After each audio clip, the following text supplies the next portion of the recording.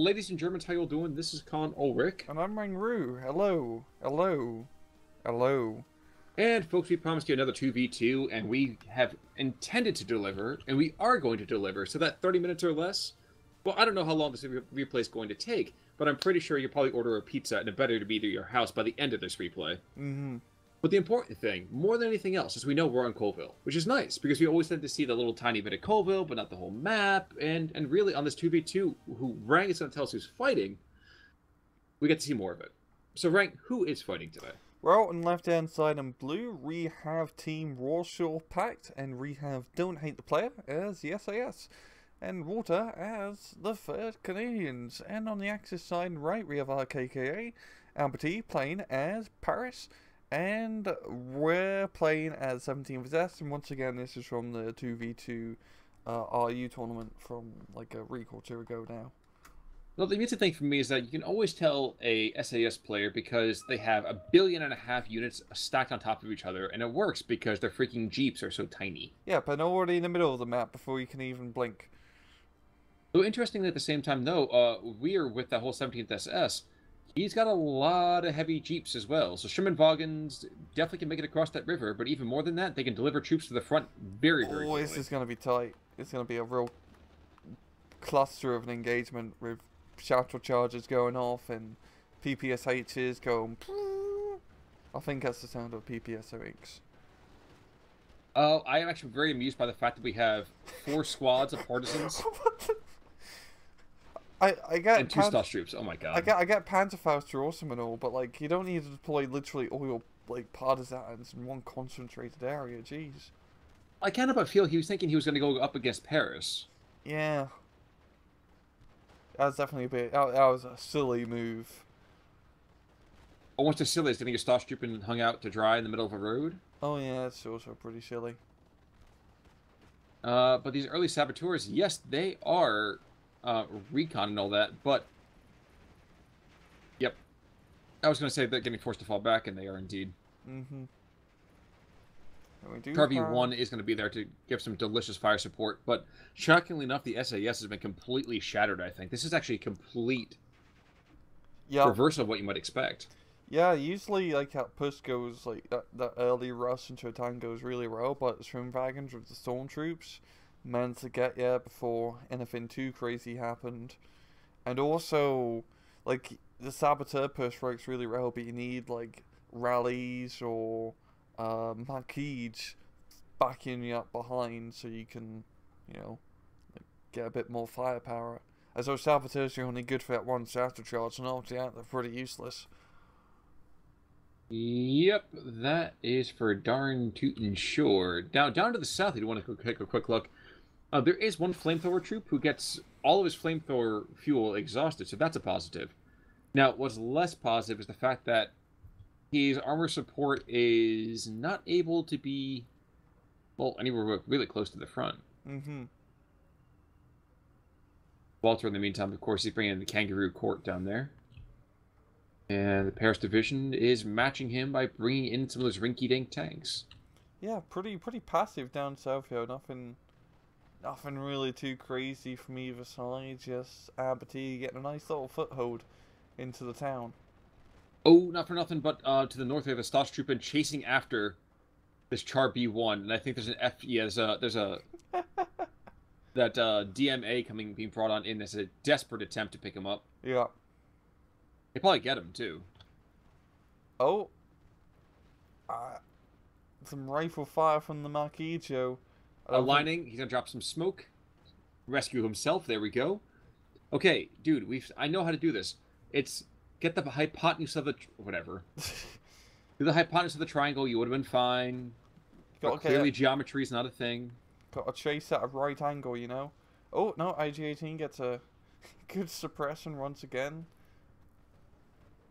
And this is absolutely thrilling, seeing this one man just charging, you know, absolute beast of French armor, right? Yeah, you know, you know what's happening? French engineering. This is like that guy's Arnold Schwarzenegger. Clearly, he's the running man, and he's the blown up man now. Well, I'll just say we're going to commercial, and he's not making it back from the commercial break. No.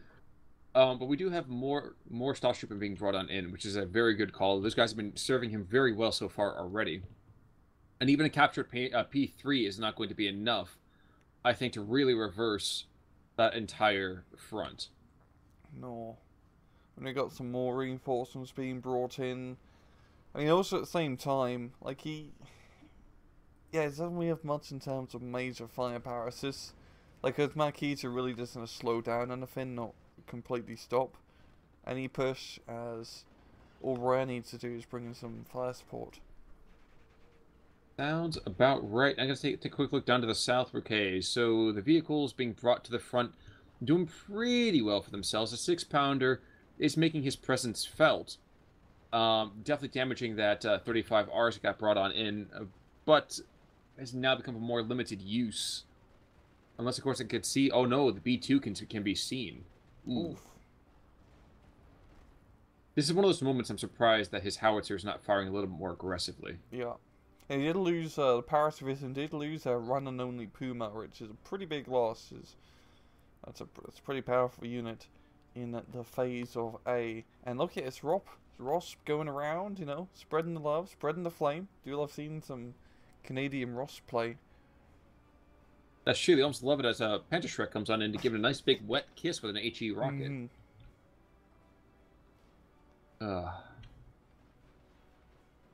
But you know what? As thrilling as it is in the south, I'm fixated on this knife fight to the north. This has been almost constant. These guys just throwing an infantry at each other, and you know what? Thinking about between the two of them, I can't help but feel that the 17th SS really should be able to outlast the SAS. Am I wrong on that? Oof. That's a tough one. I think it's really going to come down to 17th really using the neighbor Earthers more than anything later game. As once SAS gets the B phase, they got all those lovely SAS troops to take advantage of. Well, for now in A phase, their infantry is a bit meh, as they got some resistance fighters, and that's about it, really. Well, when you bring in rallies right to the center part of the field, you're like, okay, I'm going to deliver troops to the front line. You probably don't want to deliver them right into the hands of your enemy. It's like playing Age of Empires, and you set your rally point in your barracks, like, towards the enemy front line, but then you forget, oh crap, I actually got pushed out of that area, and you just run right into the enemy castle, and there goes all your pikemen. Speaking of memes, at one point there was somebody who said, "Girl, if your guy recognizes this car, that means he's always been a cheater." Yeah. And it was the blue and white machine gun car from the original Age of Empires. Oh, I wish I had that car. Oh, that car's amazing. It's such a good car. Well, it used to be the laser troop and the guy who fired nukes like once every 8 seconds. Yeah. And then in Age of Empires 3, they had the like the Canadian like bear with like lasers shooting out its eyes. Like yes. Wow, absolute madman. So we do have 2 flak Vierlings out in the field. We actually have a D520 rocking in and out, kind of getting his flight time. But with the flak Vierling on the field, the SAS doesn't have a whole lot it can do against that. Yes, we have that B1 that's able to fire its howitzer from long range, but other than that, can't do much. Light skin vehicles and big caliber guns don't mix. Yeah. I've seen some more of those partisans being brought in up north, yo, but not to fiery death forever. They're actually going to be able to get into position this time. Actually, quite surprised that northern flank was going really well in Ver's favour at just like a few minutes ago, but now players pushing pretty hard. Well, we are just talking about Panther Shreks. Okay, yeah, two Pantherfaust, but he could get some other reinforcements potentially and set up a nice defensive line. Also, like, Schmidt-Wagen can have another pack being brought on here. Honestly, he could just peek through the lines and skadoosh that could kill the P3. The P3, is he going to go anywhere close to that front line? Oh, he's in range of that P-Shrek. Long range. That was a beautiful shot. Well done. That is perfect shot, yeah, from Rare. Knocking out pretty much any tank in the first 20 minutes against SAS is a massive kill. Mm-hmm. Now, regrettably, they do have the B1 moving around to the south, and that Pac 38, he's trying to re-sight. He was going to be able to get his sight lines pretty quickly, I think. No, he's not. Interesting. Oh no, okay, here we go. Sightline coming up right now. Okay. Never mind, he's gonna tease me the entire time. Oh well. Down to the south, it is still a +1 in favor of the Allies. But I think a part of that, if the stormtroopers go down here in the center part of the town, on the eastern side of this town, I think that will swing the territory control, if nothing else, back to at least 50-50. Yeah. Because we are seeing, like, pretty decent, not so much offensive, but pressure down south from Amber T. It's not too much town he really has to take anymore. And the stormtroopers, they're almost down. And then it's just the flamethrower troops. But still, Amber T definitely needs a few more infantry in that southern town to reliably make a good push through it. And that ram too, yeah, is definitely going to be a pain in the ass to deal with. It's not going to be till B phase where he has anything reliable to kill it. Interestingly, we did just see an IG-18 take out a dingo. Huh. Cool. I'm wondering how many rounds he had to fire at it that actually happened, but the fact that it did in the first place is still noteworthy. I sense a 25 pounder. I was like, I'm seeing artillery coming in from a long distance. It's either a Sexton or that's going to be that 25 pounder. Mm-hmm. Oh. Always rely on a 25 pounder. Yes, you can. Alright. To the north, D520 now. Focke-Wulf. Ooh, and the B1 is getting chased away. Alright, we're kind of going back and forth quite a bit here. This is... I'm really surprised that this fight has not really broken in either person's favor consistently. If for no other reason than the fact that we've just had constant body blows. Yeah, both sides have been... pretty much been trading back and forth. Like, yeah, like you said, really efficiently. Like, at the moment, the Allies are all... Warsaw Pact are in the lead, but this could really turn into RKKA's favour at any time, to be entirely honest. Yes, now we have a Kubelwagen, so we did see the B1 to B2 go down. Mm-hmm. Now we're also seeing a very plucky Panzerschreck theoretically being brought on in to take a shot at the Ram 2. But Nope. that will not happen. They will both go down, but the Scout as well as the Panzerschreck. So outside of that, I am surprised I'm not seeing more German armor being brought on in.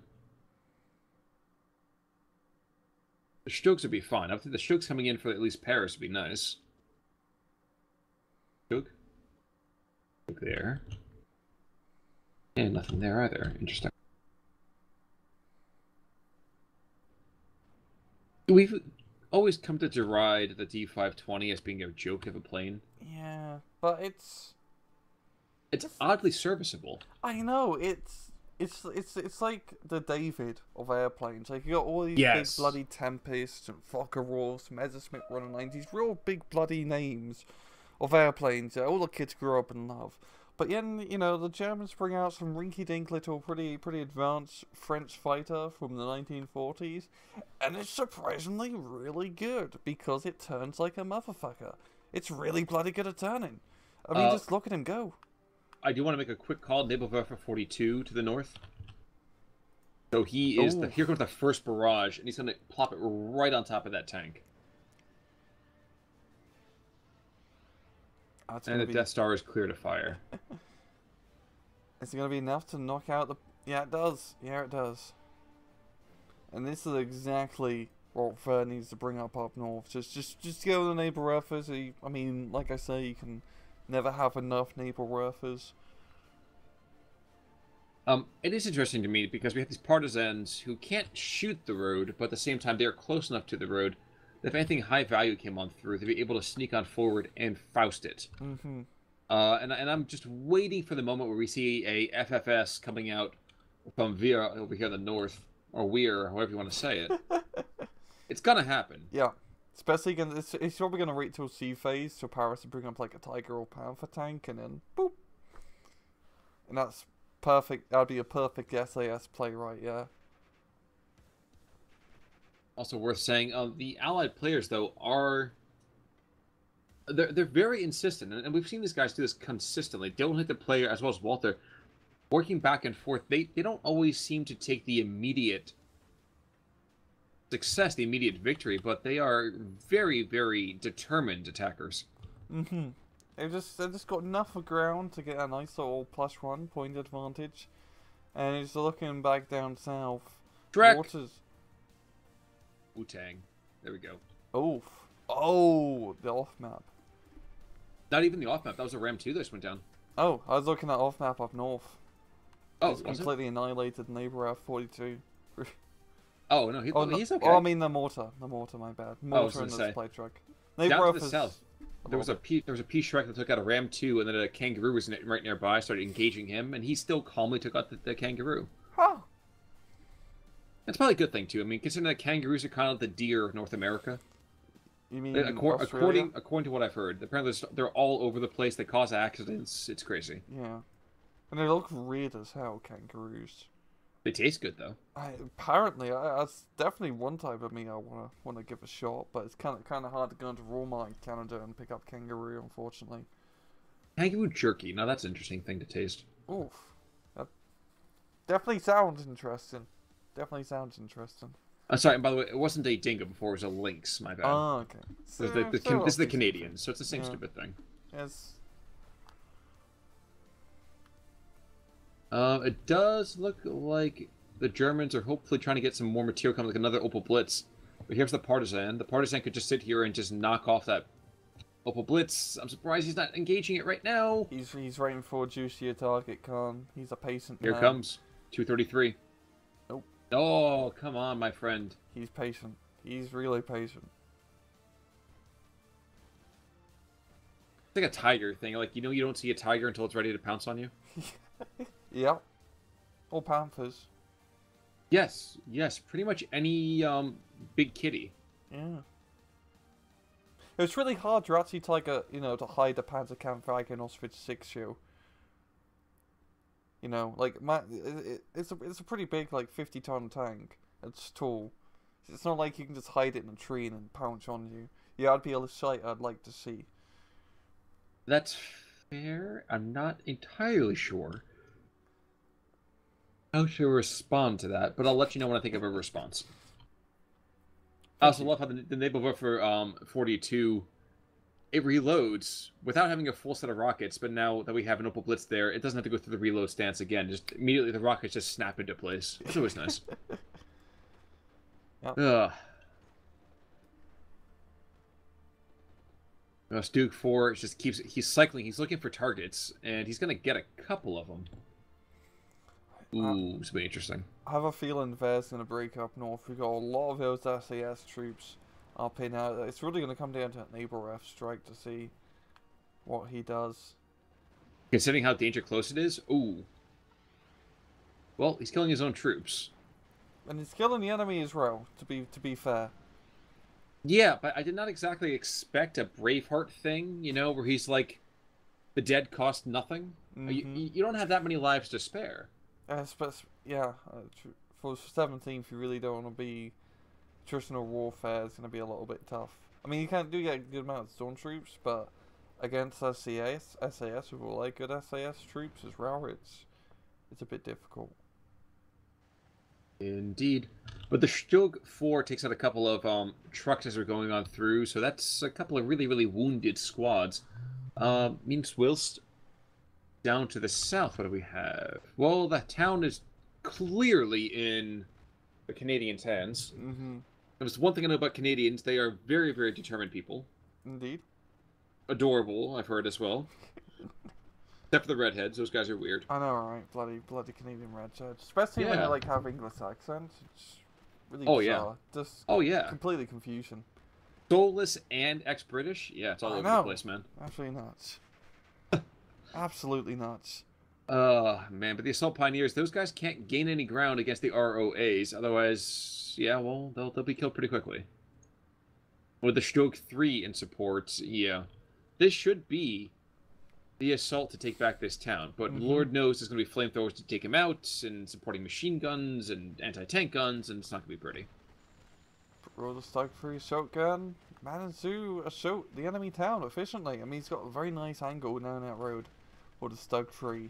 And we got the RRA moving, and those are pretty good CQC troops. So maybe we can see Aberdeen taking, a nice little chunk of the southern area. Side note, we have a stroke 4 up to the north, and yep, this paint. Okay, the partisan's getting closer. He sees the target that he wants. He says, "Ooh, baby, here it comes."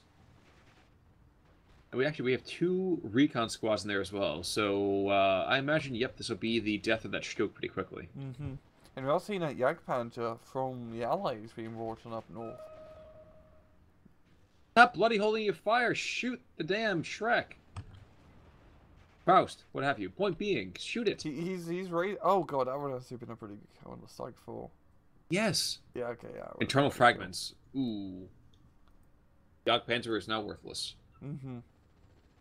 But this could be the push up north of there to give his side a nice little plus run.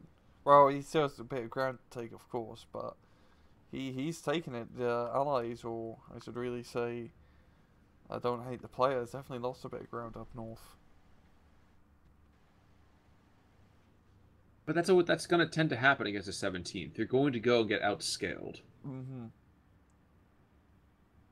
It's down to just a +1, and like you say, I think this might be... Ooh, whoa. That's naval off map. Yeah. I didn't see that, and I didn't expect that, and holy crap, it killed the goddamn Stug. It killed the Stug. You know what that means? It means the shot came down right on top of its gun mantlet, and that I can't hit on that. That's just pretty, that's just unlucky. That's all I have to say. That's extremely unlucky. Well, at least it didn't linger. It would have been over very quickly. Mm-hmm. But that's heralding a fresh resurgence of equipment coming in from the Allies. We actually have a Crusader Mark II, actually a brace of Crusaders to the south. And to the north, there's just this conga line of just random material all over the place. SAS Jeeps and an A3 upgun.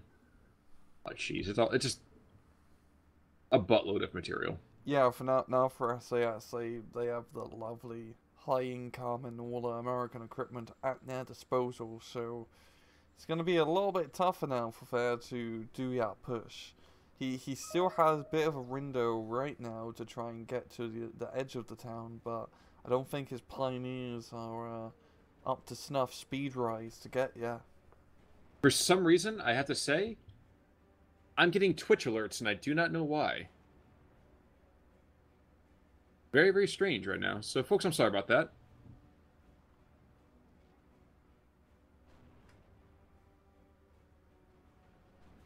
That was very weird. That is very weird.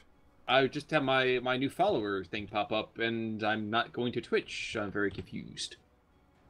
In the meantime, so there was a bailout over here. The Stroke 4 was able to decrew the A3, but the other Jagdpanzer are being brought on in. He's trying to engage the infantry, and I can't help but feel he's just barely on a line of sight for that for the Stroke 4. Very, very strange. All right. Germans, in the meantime, they just lose a piece of equipment in the air? No. All right. So Tempest and another Tempest. So Tempest, certainly Fugit. The Stroh continues its deadly dance with both the Jagdpanzer and the M4A3. And the rockets, unfairly, will go and certainly tilt that in the favor of the Allied equipment. I know, right? The Slugger's having a nice little 1v1 of the Jagdpanzer, real mano-to-mano join. They're even both using German equipment, and Typhoon AT comes in and just, completely ruins the fun. Yeah. Yeah. If it was my raid, it'd be like every battle would be a one-on-one battle. Just like when Total War 2 had... Total War 2? Total War animations in general. And while I'm not necessarily sure whether I'm going to pick it up, I will say it's kind of cool that, at least in the most recent Total War, the new one coming out, Three Kingdoms, get to have duels between the various generals. That's kind of cool. That is pretty cool. Very Dynasty Warriors. Meantime, in the south, I didn't even notice we had a Hummel come on in. We had another Panther D. Actually, we have Panthers all over the place. Ds, Gs, As, Bs. A lot of different Panthers. But in a town fight, that means precisely nothing.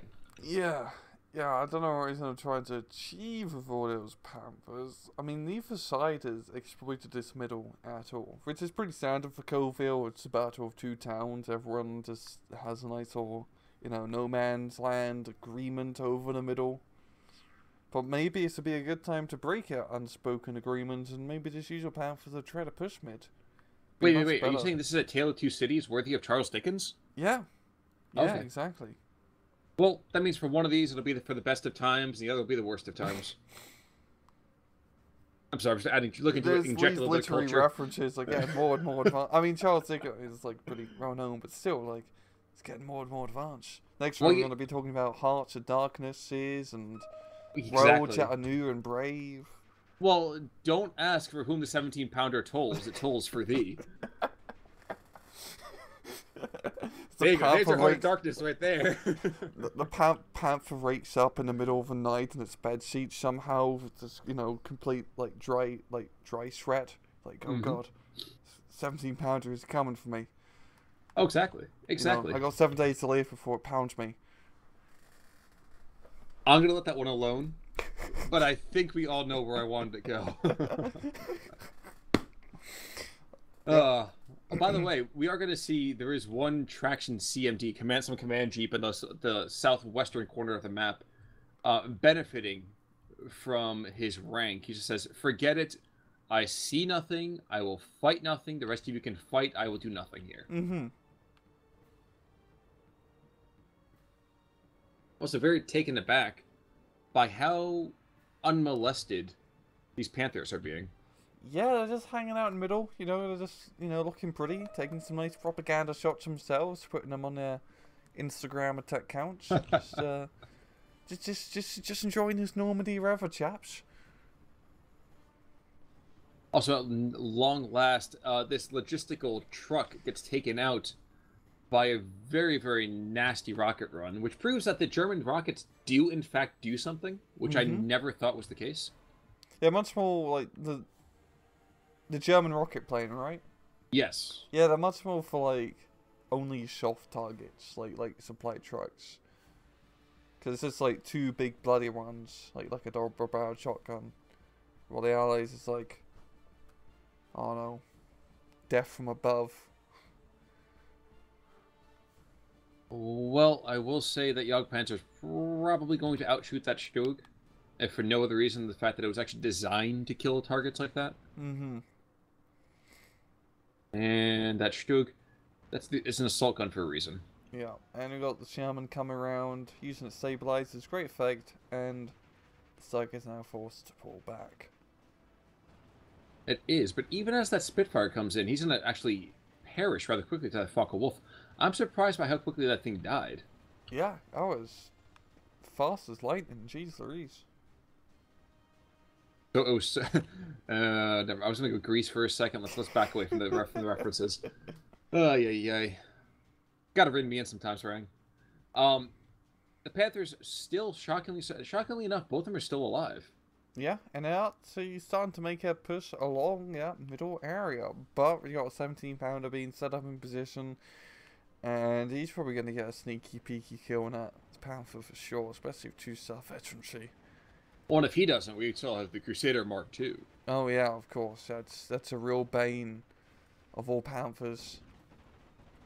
Two 20 mils, you completely just tickle him to death.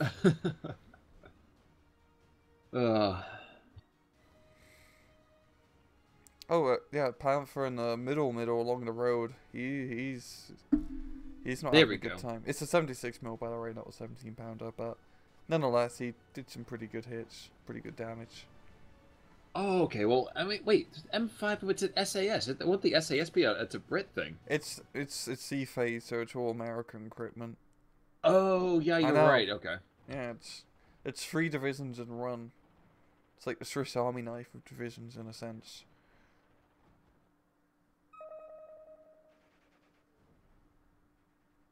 You got German rocket plane up north once again, and he is going to be rocketing some stuff. Didn't really do too much, however. What a surprise. I'm just going to continue to watch the kind of middle now. I'm surprised that... oh, okay, never mind. I'm surprised that the anti-tank gun has not taken out said Panther yet. But between the P. Grand to finally, spot for him, as well as that constant pressure, he finally does go down. Okay. I think we're seeing Amber T's last thrust of infantry. Oh yeah, that definitely feels like it. He's already thrown a lot into that meat grinder, but the Canadians have been holding strong. And they have a lot. They're still bringing out all these flamethrower troops. We got 2-man squads, and now we got the 5-man assault pioneers being brought in. And they do really well holding that town. They've found a fantastic job of holding that town. Flamethrower kind of trumps on rock, paper, flamethrower. I do want to point out the fact that the partisans finally did fire to take out an anti-air half-track. Oh. Out of all of the decisions, I'm very surprised by that one. I mean, he did have one earlier, but I think I got killed. So this is like the one from up north he moved a little bit. But that is definitely... He's gonna fire again. There we go, but he missed. Completely riffed a shot at 223. He's not going to be happy about that one bit, and he's going to voice his displeasure with machine gun fire. He's going to drive away. Oh, wait, no. He has a mind of a goldfish. So after 5 seconds, he just forgets and moves on with his life. It certainly seems about right. Well, there's another 223, however. Rule of partisan get the kill, however. I keep saying however. Well, if at first you don't succeed... And let's dump out 2 squads of recon troops. Silly. I mean, it would have been extra silly had he been able to get that last Faust off. That would have been terrible. Yeah, it's the same. It didn't really come to better fruition. Those partisans up north. So they're in position. Tiger to the south. Mm-hmm. And that D520 is going to get taken out by ground fire. Just there we go. Yep.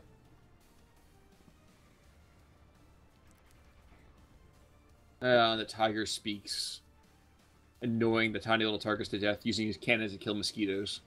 Yeah. I definitely felt like Amberty could probably use some more artillery down south. He does have that one Hummel, which is a fantastic artillery piece for sure, but he definitely needs just more volume of fire. I mean, he's using his Hummel to counter battery the section.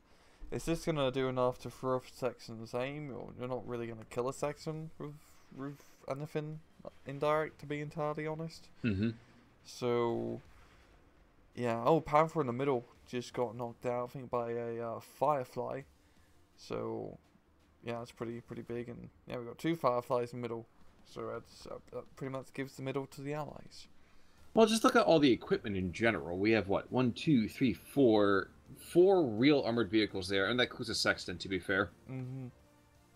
There's so much infantry in trucks, out of trucks. I mean, below trucks, on top of trucks, behind them, in front of them. It's like a Dr. Seuss book over here. Would you ride inside a truck? Would you not really give a? I do not like my rallies, Sam. I do not like them, Sam. I am. And now, okay, here we go. So the last attack over here for Weir as well up to the north, bringing 6 squads of infantry, one of which is recon. Another Tiger's being brought to the north. So this is finally, at long last, kind of trying to blend the strengths between the 2 different divisions, but you're doing that in Phase C with 7 minutes to go. Yeah, and with over 1,500 points to get, you're not gonna get that in this time. I think it is trying to do some sort of last effort push at least. Well, I will tell you right now, the one Tiga to the south, he is now deceased. Well, oh, was it the Firefly? It might have been the Firefly, it might have been the Sherman. Honestly, I was looking down there trying to find the other Panther, because the other Panther died too. And then D520 is going to die, and that's kind of like kicking a puppy. Mm-hmm. Brutal beasts. It's really just going to come down to this, I guess, I'm trying to think, Stormtrooper so up north with the Tiger and Snug. I mean, could actually make a breakthrough. Could, man. Yeah, no, it's not. We have an M4A1, we have an M4A3, we have a Yard Panzer, we have... snipers. We have anti-air platforms. It's not going to happen. I'm sorry. It's I just a wish little I could bit be too that much. positive about the entire moment here. It's just it's. Oh, and there's an M4A3 to the south that's also engaging. Oh, never mind. He's Oh, dead. never Okay. mind. He actually got killed. And we got Firefly to the south here, however, and he's getting some shots off. You're right. Ooh, transmission Oh, damaged. actually, oh wow. Tiger's been pretty efficient. And we've got two Messerschmitt rocket planes. They go, they smit, and they mess. Yeah, but you're surprised by that. You knew that if you give him the chance, that he's going to smit all over the place. Yeah. Firefly's dead. Huh. Well, oh, good job, German armor. I'm actually quite surprised that Jagdfans are still alive. Yeah, me too. But then again, I think he's been decrewed and recrewed and Mm-hmm. just he's been disabled so many times. But looks like we do have a Lynx over here who's very happy to see the German lines. he just wants to, get off the beaches, explore France. This was his, one-way holiday trip to Well, it's certainly mainland one Europe. way. It's funny to me to watch a 35R be engaging another vehicle on a fair fight. I know, right? That Bren gun and the Lynx could pose quite a bit of a threat to the 35R. Please don't even joke about that. Watch it kill it. Uh, But the Firefly is actually going right back through the old enemy lines here. He's going to pick up this Hummel pretty quickly. And Hummel, who is now completely full up on ammo, dies spectacularly. yep, this is definitely gonna be a GG for Warsaw Pact. It's the final Do countdown. do do. Well, there's one Do, more do, do, Panther, do. so he might be leaving together with that Firefly, but I don't think that's going to happen too quickly. Well, 70% has been picked up. Okay. Yeah, I think you're right. I think we're going to see a tap out. But, ooh, crew wounded. So a tiny bit of an FU might happen after all. There we go. So the Firefly does die. But with that, down to the south, we have the last brave 17th SS Panzer Grenadiers and a half track trying to hold the line against the Lynx and Kangaroos and Crusaders and Fireflies. So there's a veritable zoo against two units.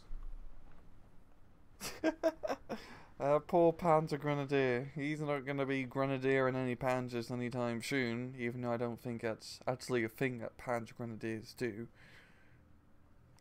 Well, they're expanding job titles all the time. I'm sure it's just Mm-hmm. like it's just creep.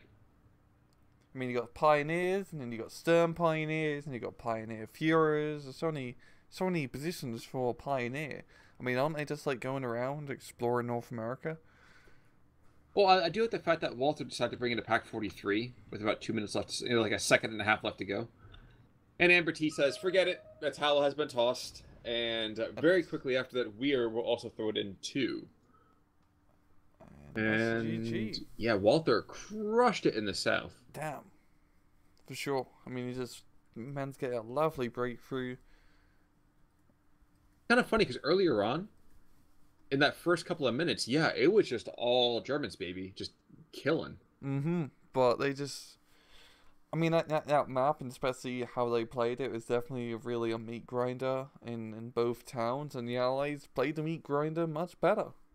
It Well, was they have a definitely lot more material to play Meat Grinder. Yeah, and there's definitely a few moments where it felt like the Germans could have made a good push and got out of that meat grinder, and turned the favour so they could win the match, but just didn't quite get you.